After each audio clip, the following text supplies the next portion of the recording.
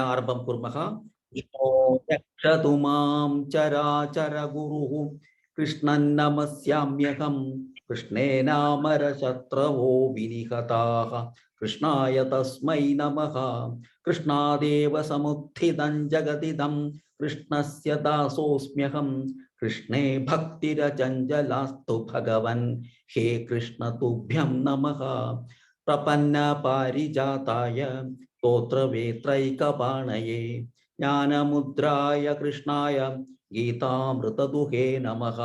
वसुदेवसुतं देवं कंसचाणूरमर्दनं देवकी परमानन्दं कृष्णं वन्दे जगद्गुरुं। सर्वेषां पुनः स्वागतम्. Yesterday, someone asked a question here, Mahabaho, whether there will be Visarga, and like that, that person asked. And I said that Visarga will be, because Sandhi is there, Visarga will not be there, like that I told. That is not correct. What is correct is, this Mahabaho is a vocative case, that is addressing. Sri Krishna is addressing Arjuna. Mahabahu means a person with long or mighty arms. So Mahabahu, then addressing that person is Mahabaho. That is addressing. That is Sambodhana Prathama Bhakti. In Sanskrit, it is like, Okay. like Okay. in Aditya Hridayam, if you know, Rama Rama Mahabaho will be there. So there also it is addressing Rama. Yeah, so that's what happened here also in this first chant, Krishna Rakshatamam. Finally, you say, Hey Krishna Tubhyam Namah. Krishna, that is addressing Krishna. So in all Sanskrit, Pullinga words will always end with Visarga.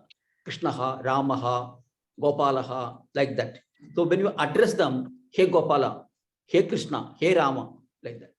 So say, Hare Rama, Hare Rama. So when you say that, Rama Rama, you are addressing Rama. Hare Krishna, you are addressing Krishna. So Hare is the address, that is the Sambodhana Prathama Vibhakti of Harihi. Harihi, Sambodhana Prathama Vibhakti is Hare. So that's also Sambodhana. That is addressing Sri Krishna. Hare Rama, Rama Rama, Hare.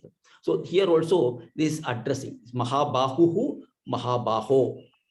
Like Guruhu, Guru. To be like that. So this is only addressing, and there is no sandhi or anything here. It's only that. So I just want to tell you this. And with that, any other doubts, or we'll go to chanting on the first sloka. Any other doubt is there? So Mahabaho also is Sambodhana Pradama Vibhakti, Guruji. Yes, Mahabahu, Mahabaho. Okay. Hey Shambho, Aramari. Yeah, Shambhu, Shambho.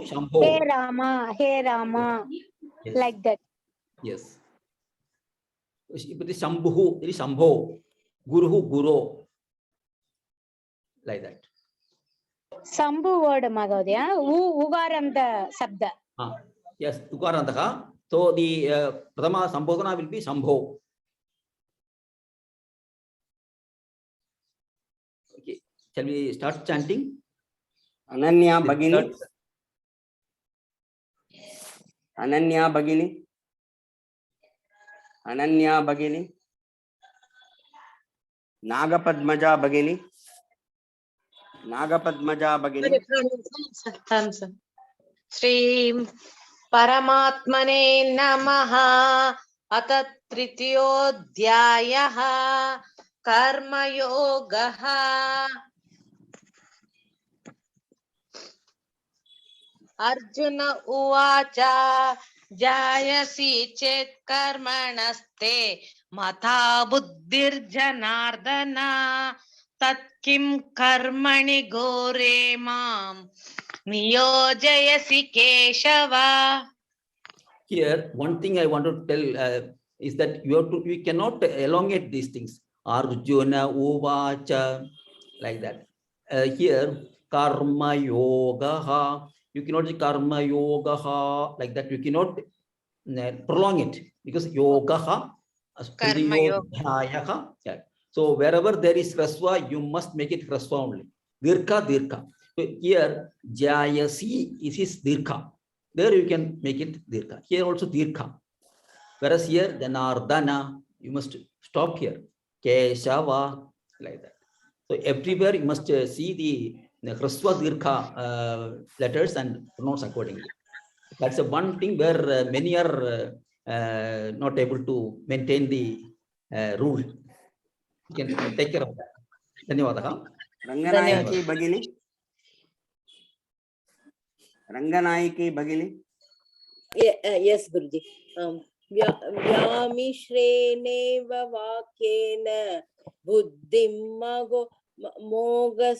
mohayasiva me tadekam vada nishchitya yena shreya hamatnuyam. Yena shreyohamapnuyam. Okay. Shreyo hamapnuyam. Okay. You can practice, ma'am. Now You shall I practice repeat number the of times. Komala Dhanyavadaha. Raghunathan Bagini. thank you. Okay, Mahoday. Okay. Shri Bhaga, the same shloka. Shri Bhagavan Lokesmin dvividhanishta pura prokta maya nagha jnana yogena sankhyanam karma yogena yoginam. Dhanyavadaha. Pankaja Tulsi Ram. Pankaja Tulsi Ram. Pankaja Tulsi Ram. Vanaja Bagini. Vanaja Bagini. Vanaja Bagini. Nirmala Dattatreya Bagini. Nirmala Dattatreya Bagini. न कर्मणामनारम्भात् नैष्कर्म्यं पुरुषोऽश्नुते न च सन्न्यसनादेव सिद्धिं समधिगच्छति. Dhanyavadaha. R. Usha Bagini. हाँ सर नहि कश्चित् क्षणमपि जातु निष्ठत्य कर्म कृत कार्येत ह्यवशः कर्म सर्वः प्रकृतिजैर्गुणैः. Here the pada should be split appropriately. Naki kaschikchanamapi jatu tishthatya karma krite karyate hyavashah karma sarva prakriti jair gunaihi. It should be split properly. After 8 letters, one pada, then next 8 letters, one pada, like that. Okay, okay. धन्यवाद. Dhanyavadaha. Geeta Bagini. Geeta Bagini. Geeta Bagini. कर्मेन्द्रियाणि संयम्य ययास्ते मनसा स्मरन् इन्द्रियार्थान् विमूढात्मा मिथ्याचारस्य उच्यते. Dhanyavadaha. धन्यवाद. K. Jayalakshmi Bagini. K. Jayalakshmi Bagini. K. Jayalakshmi Bagini. यास्ति वन इंद्रियाणि मनसा नियम यारन् वेदेर्जुनः कर्म इंद्रियैः कर्मयेकाम् असहतः स विशिष्यते. Bhagini, you have to practice. You have to practice a lot. Then only it will come, Bhagini. You have to practice. Yes, tvindriyani manasa niyamyarabhate Arjuna karmendriyai karma yogam asaktasya vishishyate. You can practice, you'll get it. The more you practice, the better you will get it. And this chanting, and this நீங்க சொல்லி chanting, தரனால கரெக்டா சொல்ற G, அதுக்கு அப்புறம் எனக்கு தெரிய மாட்டேங்குது. you must listen and practice. அன்னைக்கு வந்து And, கரெக்டா சொல்றேன் நான். And the way you pronounce and this is Bhagavan's words, so you must give utmost importance and chant it as much Shraddha you can give that Shraddha and then chant these slokas. Then it will come out nicely. Ravishankar Bhagini. Sudha Ravishankar Bhagini. Yes, Mahodaya. Niyatam kuru karmatvam karmajyayo hya karmanaha sharirāyatrapi cha tena prasiddhayeda karmanaha. Sharirāyatrapi cha te na prasiddhyeda karmanaha. Sharirāyatrapi cha te na prasiddhyeda karmanaha. Yadyuttam is there. Na prasiddhyeda karmanaha. Na prasiddhyeda karmanaha. Dhanyavadaha. Pankajavalli Bhagini. Pankajavalli Bhagini. Pankajavalli Bhagini. N.S. Usha Devi Bhagini. N.S. Usha Devi Bhagini. N.S. Usha Devi Bhagini. Usha Sunil Bhagini. Usha Sunil Bhagini. Usha Sunil Bhagini. Anagha Anil Tekale Bhagini. Anagha Anil Bhagini. आम् यज्ञार्थः कर्मणोऽन्यत्र लोकोऽयं कर्मबन्धनः तदर्थं कर्म कौन्तेय मुक्तः सङ्गः समाचर. Dhanyavadaha. B. Lalita Bhagini. B. Lalita Bhagini. B. Lalita Bhagini. Usha Bhagini, you mute yourself, please. Radhika Kiara Bhagini. Radhika Kiara Bhagini. सह यज्ञा प्रजा सृष्ट्वा पुरोवाच प्रजापतिः अनेन प्रविश्यध्वं केशवोस्त्विष्टकामधुक्. Dhanyavadaha. Uttamam. Gnanadeepa Bhagini. Gnanadeepa Bhagini. Gnanadeepa Bhagini. Kavita Sheshadri Bhagini. Kavita Sheshadri Bhagini. Dhanalakshmi Bhagini. Dhanalakshmi Bhagini. Yes. Yes. Hari Om. 10th. सह यज्ञा प्रजा सृष्ट्वा पुरोवाच प्रजापतिः अनेन प्रसविष्यध्वं केशवोस्तिष्ठकाम. 10th one only, no? 11. Sorry. देवान् भावयतानेन ते देवा भावयन्तु वः परस्परं भावयन्तः श्रेयः परमवाप्स्यथ. Dhanyavadaha. Well chanted. Janaki Vishwanath Bhagini.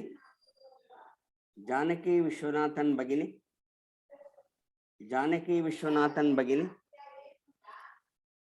Radha Venkateshwaran Bhagini. Radha Venkateshwaran Bhagini. Radha Venkateshwaran Bhagini. Veena Shankar Bhagini. Veena Shankar Bhagini. Yes, Mahodaya. Can you hear me? Yes. Yeah. Yes, fine. Just a minute. 12th one, no? Yes. Ishtan bhogan vivo deva dasyante yajna bhavitaha sai. I'm sorry. Sai dattana pradyai vyo. That one I'm not sorry. तैर्दत्तानप्रदायैभ्यः तैर्दत्तानप्रदायैभ्यः यो भुङ्क्ते तेन एव सः. धन्यवादः. V तिलगवती भगिनी, V तिलगवती भगिनी, V तिलगवती भगिनी, प्रमीळम्मा भगिनी, प्रमीळम्मा भगिनी, प्रमीळम्मा भगिनी. Mahodaya, I will tell. 1 second. 1 second. I will tell. This one, 14th one, no? 13. Hello. 13. Okay. Yajnashishthashinah santah mucyante sarvakilbishaihi bhunjate te tvaghan papaha ye pachantyatmakaranat. धन्यवादः. गच्छन्तु. रचना कृष्णचंदानी, रचना कृष्णचंदानी भगिनी, रचना भगिनी, सत्यप्रकाश निवार्ती भगिनी, सत्यप्रकाश निवार्ती भगिनी, शुभ्रा भगिनी, शुभ्रा भगिनी, शैला रामचंद्रन भगिनी, शैला रामचंद्रन भगिनी.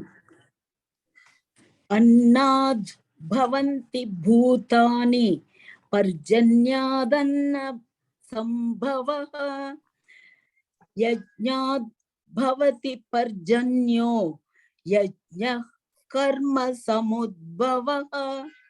पर्जन्यः, पर्जन्यो पर्जन्यः. आमां यज्ञाद् भवति पर्जन्यः यज्ञः कर्म समुद्भवः. धन्यवादः. Well done. श्रीदेवी हल्लूर भगिनी, श्रीदेवी हल्लूर भगिनी, श्रीदेवी हल्लूर भगिनी,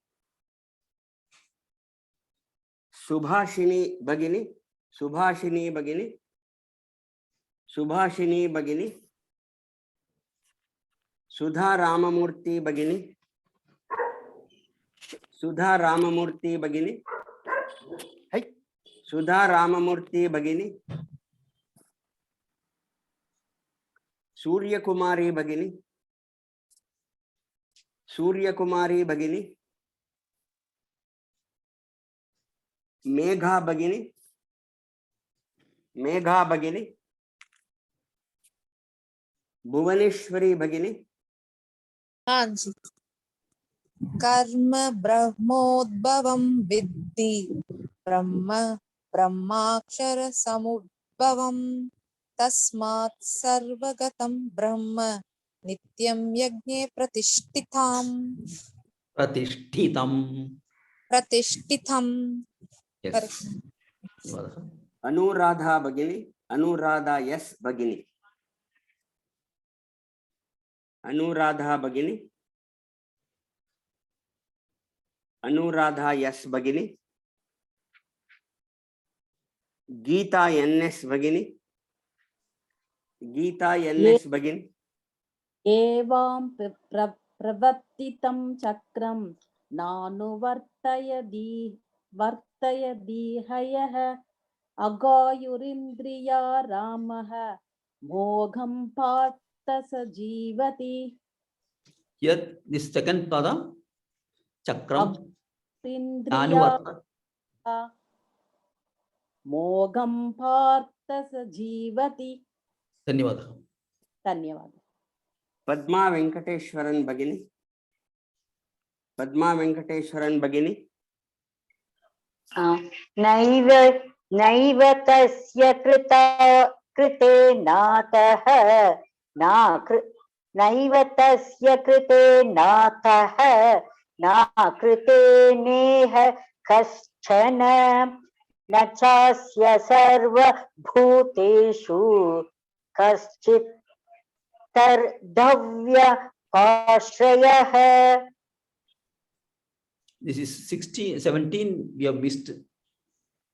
She is 18th.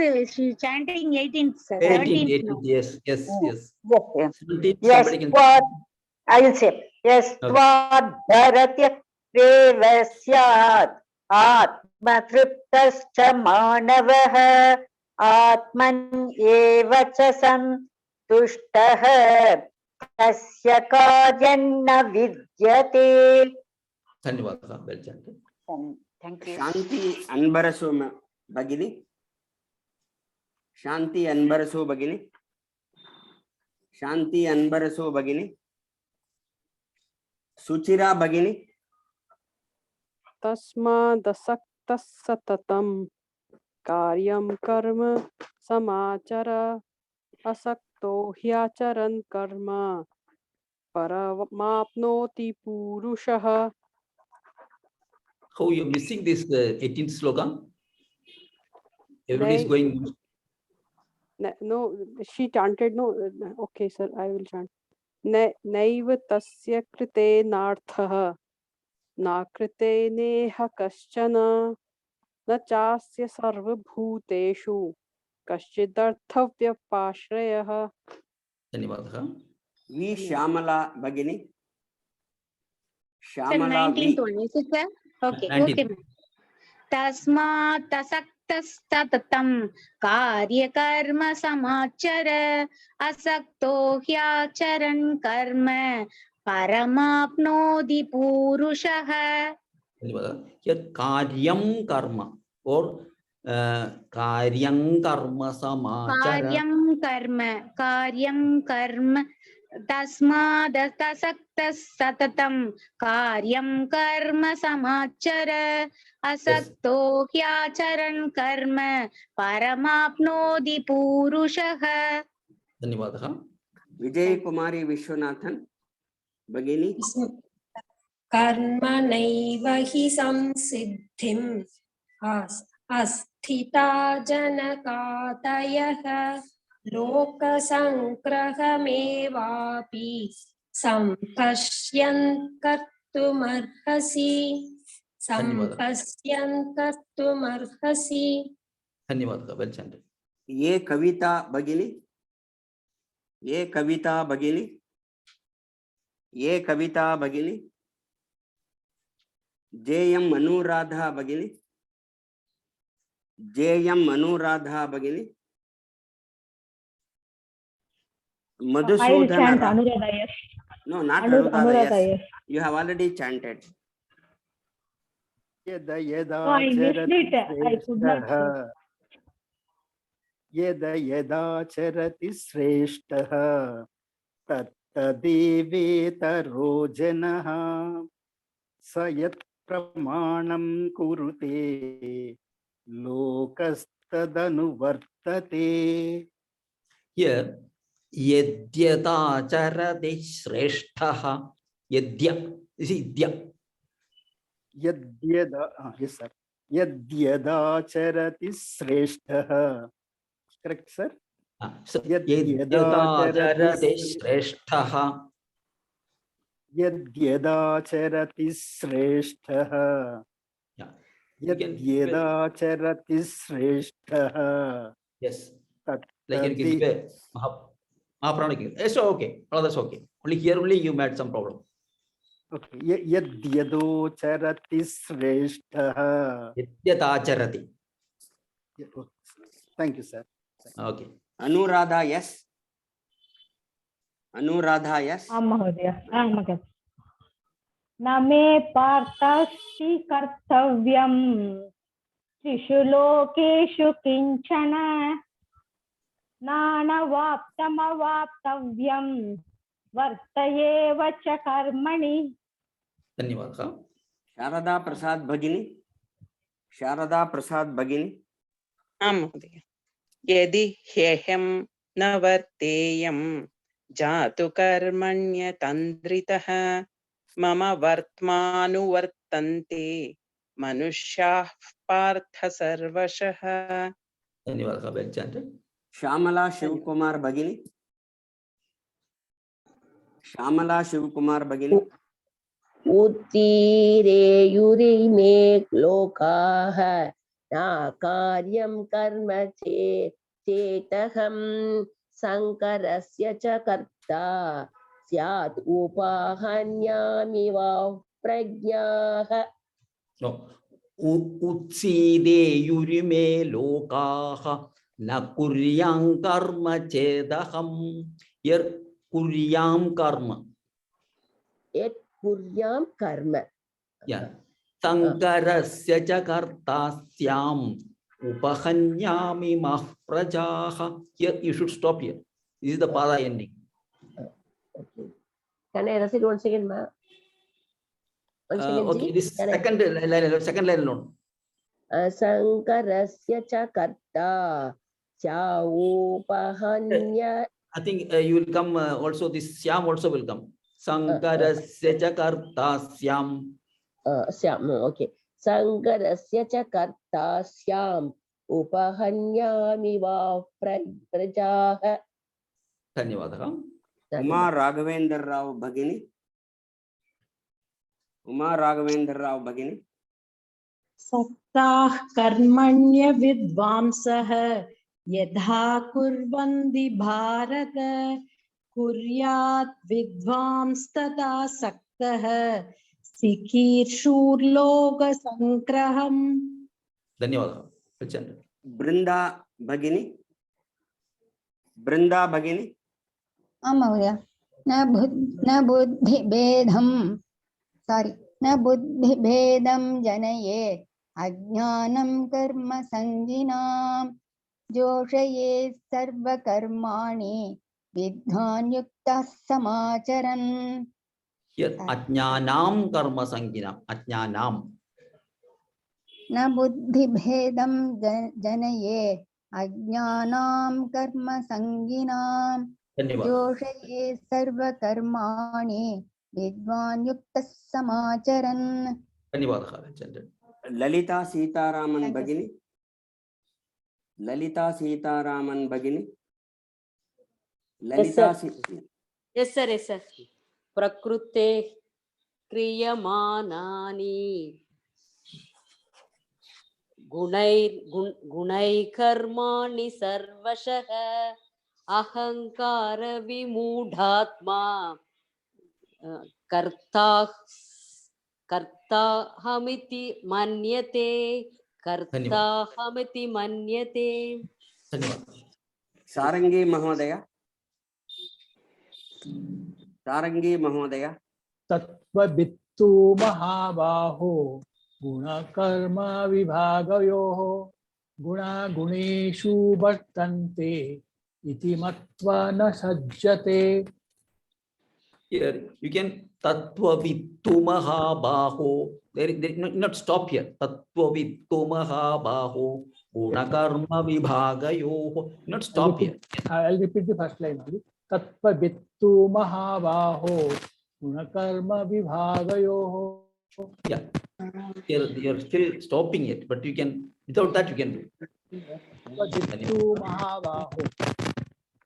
लक्ष्मी रवि भगिनी. Okay, I'll practice. Thank you. Lakshmi रवि भगिनी, लक्ष्मी रवि भगिनी. शैला हरीश भगिनी, शैला हरीश भगिनी.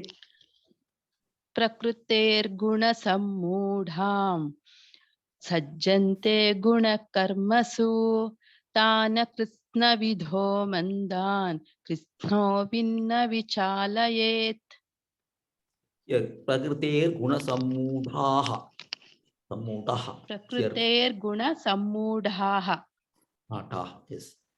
I got a sammudham. That's it. Sorry. वासंती सुरे भगिनी, वासंती सुरे भगिनी. मयि सर्वाणि कर्माणि सन्न्यस्यात्मचेतसा निरीसा निर्ममो भूत्वा यतस्व विगतज्वरः. Nirashir nirmamo bhutva. निराशीर्निर्ममो निराशीर्निर्ममो भूत्वा Yudhyasva vigatajvaraha. युधस्व विगतज्वरः बुद्ध्यस्व। युध्यस्व विगतज्वरः। धन्यवादः। ललिता श्रीधरन, ललिता श्रीधरन भगिनी, ललिता श्रीधरन भगिनी, लक्ष्मी बालन भगिनी, लक्ष्मी बालन भगिनी, लक्ष्मी बालन भगिनी, निराशीर्निर्ममो भूत्वा विगतज्वरः ये मे मत। पद्मसानी भगिनी, पद्मासनी भगिनी, पद्मासनी भगिनी, पद्मासनी भगिनी, आर विजयलक्ष्मी भगिनी, आर विजयलक्ष्मी भगिनी, आर विजयलक्ष्मी भगिनी, जयलक्ष्मी बोब्जे भगिनी, Jayalakshmi. Yes, sir. Yes, sir. ये मे मदमिदं नित्यम् अनुतिष्ठन्ति मानवाः श्रद्धावन्तो न सूयन्तो मुच्यन्ते तेऽपि। Shall I, sir? Yeah. श्रद्धावन्तो न सूयन्तः मुच्यन्ते तेऽपि कर्मभिः। Second pada, sorry, third pada. Okay, I will practice. Chandrika Venkataraman भगिनी। ओके सर। ये त्वेदव्यसूयन्तः नानुतिष्ठन्ति मे मतं सर्वज्ञानविमूढांस्तान् विद्धि नष्टान् सेदसः। धन्यवादः। वीरबाल अहुजा भगिनी। यस महोदय।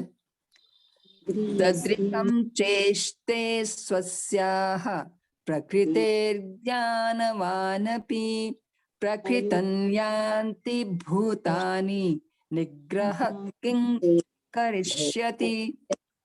Now we have to listen a number of times and then practice also. Okay. Otherwise we will miss these things. Prakritim yanti bhutani. Prakritin yanti bhutani. Yeah. You practice and you listen. Number of times you should listen and then practice. Zankhana Bhagini. Yes. Indriya स्यार्थे रागद्वेषो व्यवस्थितो तेयोन्वशमागच्छेत् तौहयस्य परिपन्थिनौ। Somebody is chanting. Somebody please mute. Tayornavashamagachet. Tayorna. तयोर्नवसमागच्छेत् गच्छेत् यस्य परिपन्थिनौ यस्य परिपन्थिनौ ह्यस्य ह्या is that ha is that यस्य ह्यस्य. You can practice this. You can listen a number of times and practice this. ह्यस्य. Yes. Sir, okay, the time will finish now. It's only 1 minute. Yes. Yeah. Okay, we can stop here, sir. Dhanyavadaha. I think almost all of you got chance. Many of you are not present. All of you have got chance. So you can practice and you can listen. That is more than enough. You can listen to the chanting and take some time and give some time and chant. Listen and then chant. Because these things, number of times you say, then only those words will stick to your mind. Otherwise, you will not get that same thing. If you chant, you will get something else. So you have to practice. Without practice, it will not come. Dhanyavadaha. We will end here. Om Purnamadav Purnamidam Purnat Purnamudachyate Purnasya Purnamadaya Purnameva Vasishyate. Om Shanti Shanti Shanti. धन्यवादः, पुनर्मिलामः। धन्यवादः। धन्यवादः।